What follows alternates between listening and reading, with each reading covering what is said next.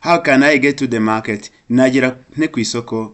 How can I get to the sector headquarter? Nigute nagera ku biro by'umurenge? Can you show me the way to Akagera National Park? Wanyereka umuhanda cyangwa se inzira ijya ku cyanya cy'Akagera? Hello guys, ngura ikaze nanone mu isomo ry'uno munsi. Hari igihe ujya ahantu utazi ugakenera kuyoboza inzira, ugakenera kubaza umuntu umuhanda werekera aho ugiye. Birashoboka ko wisanze ahantu bigusaba gukoresha ururimi rw'icyongereza kandi ukamenya kuyoboza.